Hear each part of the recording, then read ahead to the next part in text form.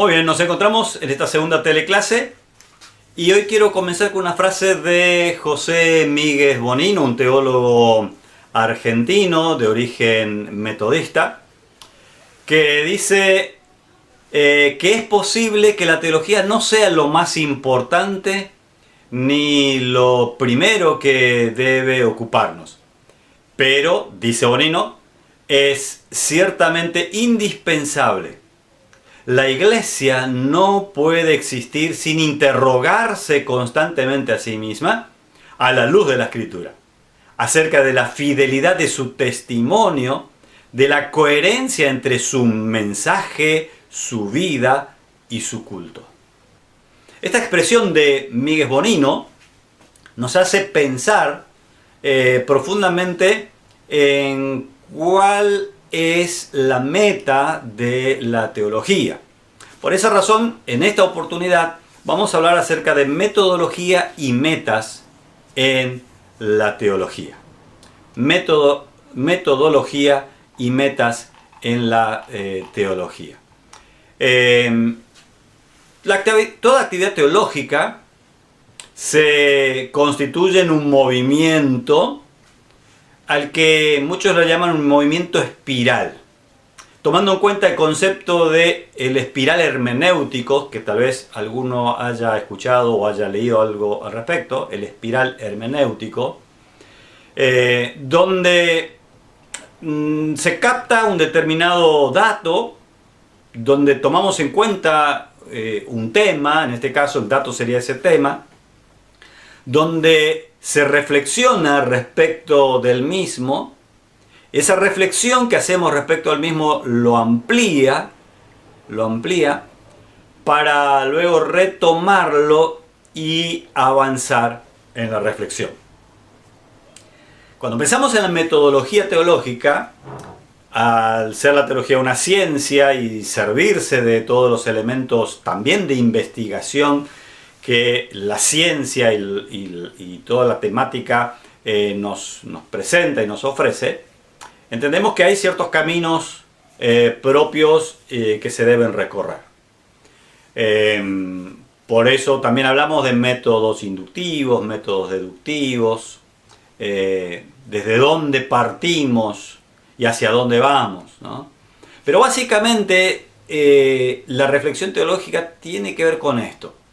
Hay en primer lugar, o el primer paso es hacernos de un dato, hacernos de un tema, hacernos de un aspecto que nos preocupa, que nos interesa, sobre el cual vamos a reflexionar. Y esa reflexión sobre ese tema es una reflexión que va unida, en primer lugar, basada y sustentada en las Escrituras. Es por eso que vamos a buscar los datos bíblicos y nos vamos a nutrir de toda argumentación bíblica que podemos encontrar. Esa reflexión teológica se hace también en base a reflexiones que otros hayan hecho sobre el tema o sobre algo similar. Y es entonces cuando recurrimos a la historia, a los padres de la Iglesia, cuando hablamos de teología, a grandes teólogos que han pensado al respecto en la historia, y por qué no también teólogos actuales que hayan escrito, trabajado el tema que nos está interesando. Por lo tanto, nuestro acercamiento es, teniendo el dato, captando lo importante de ese dato, y comenzar a reflexionar sobre el mismo, nutrirnos de lo que la Escritura dice al respecto y lo que otros han dicho al respecto, para entonces nosotros ampliar nuestro conocimiento sobre ese tema en particular, lo que va a hacer que en esa ampliación vamos a encontrarnos con una multitud de elementos que antes no lo teníamos, y eso nos va a dar cierta claridad y cierta propuesta a esa temática. Por supuesto que también dentro de esta reflexión teológica que vamos a hacer y en este camino o en el recorrido de esta espiral, no estamos ajenos a nuestro contexto. Por lo tanto, nosotros como intérpretes de ese concepto teológico o de esa idea teológica, no podemos deshacernos de nuestro contexto. Es importante entender la escritura dentro de su contexto. Es importante entender ese dato teológico, ese dato bíblico sobre el cual estamos reflexionando, como dijimos, teniendo en cuenta lo que otros dijeron, probablemente en otros contextos, en otras realidades, y es ahí donde nosotros no podemos quedarnos con la interpretación de ellos, porque fue realizada en otro contexto. Necesitamos entender nuestro contexto y interpretar o reinterpretar, entendiéndolo bien a la idea de reinterpretar ese concepto, no perdiendo de vista nuestro contexto actual, nuestra realidad actual. Y en base a eso realizar la propuesta que sería nuestro acercamiento y nuestras conclusiones respecto de ese dato con el cual iniciamos ese proceso. Y una vez que tenemos un dato, hemos acercado un nuevo conocimiento. Ese nuevo conocimiento va a avanzar seguramente a una nueva reflexión también, ¿sí? Esto es lo que se hace en cualquier otra ciencia, en cualquier otra disciplina cuando estamos haciendo investigación. Cuando nos abocamos a investigar ese dato, ese tema, ese asunto, y en la teología pasa exactamente lo mismo.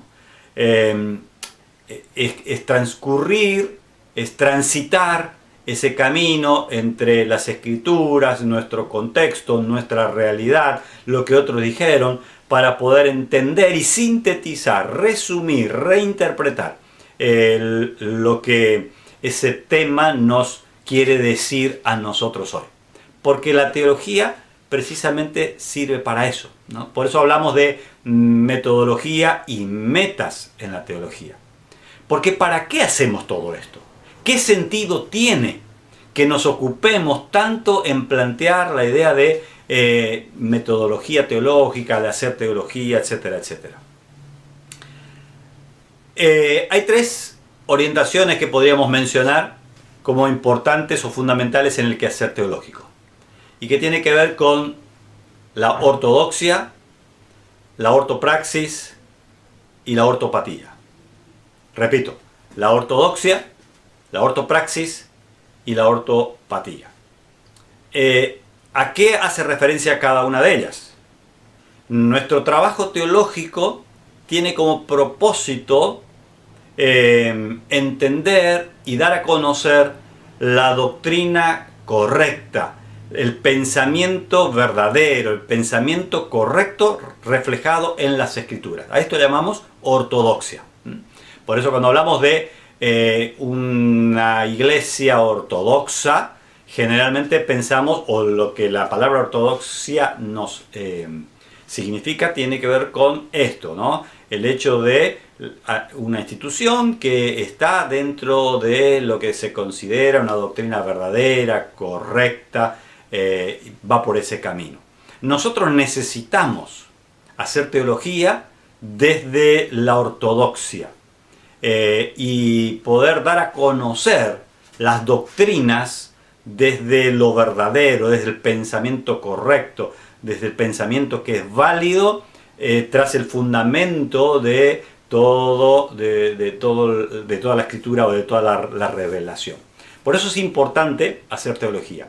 Y precisamente en las materias teológicas que todas las instituciones teológicas presentan, se busca precisamente dar a conocer la ortodoxia cristiana a través de las distintas doctrinas sistematizadas, ¿sí?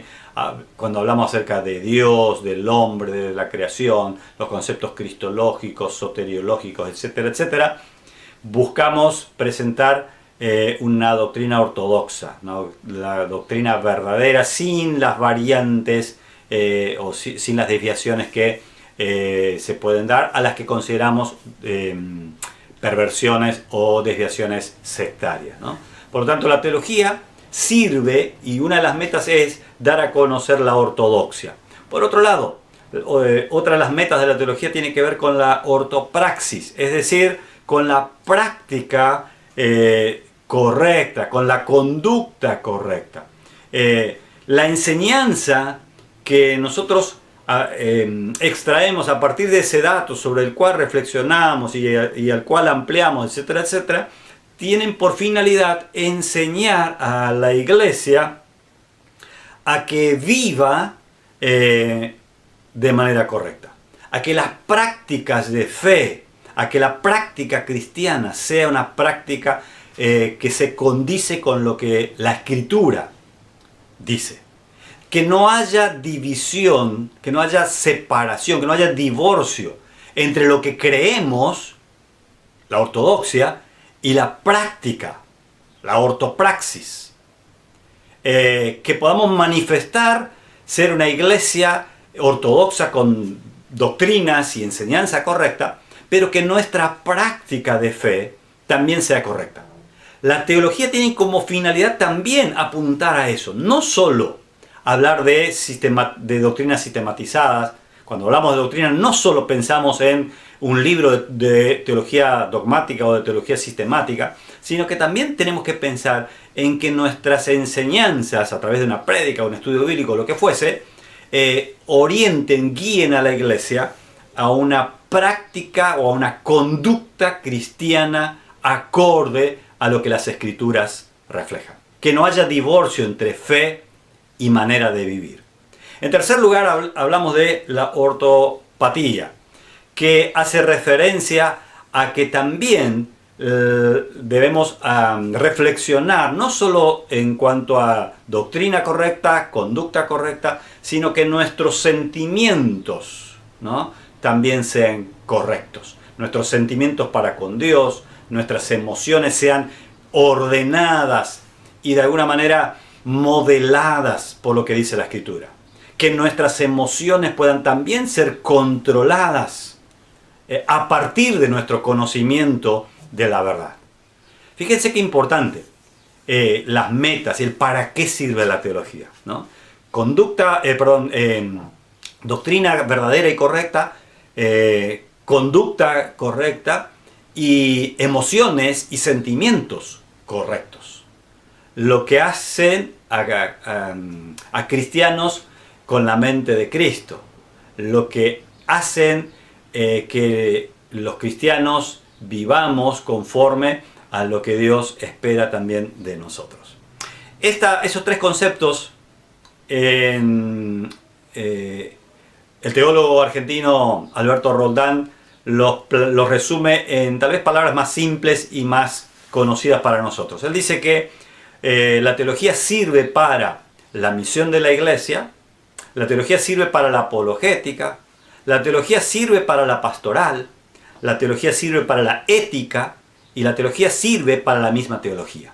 Y a través de estos conceptos que él desarrolla en su libro, que se titula de la misma manera, se titula precisamente ¿Para qué sirve la teología?, nos muestra la importancia de justamente entender que estos conceptos o la idea de la reflexión teológica nos tienen que conducir a repensar la iglesia o repensar la misión de la iglesia, a entender nuestra manera de defender nuestra fe, a entender la manera en que hacemos nuestra actividad pastoral dentro de la iglesia, a entender la manera en que los cristianos viven ética y moralmente en la sociedad en la que nos toca vivir, y en la manera en que también nos sentamos o desde qué lugar nos sentamos a hacer teología.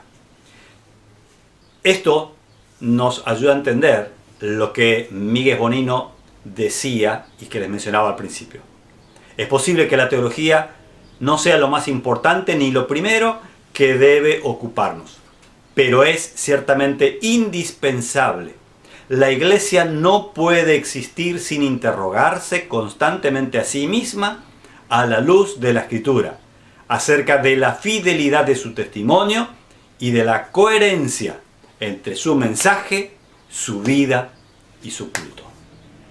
Para eso existe la teología, para eso hacemos teología.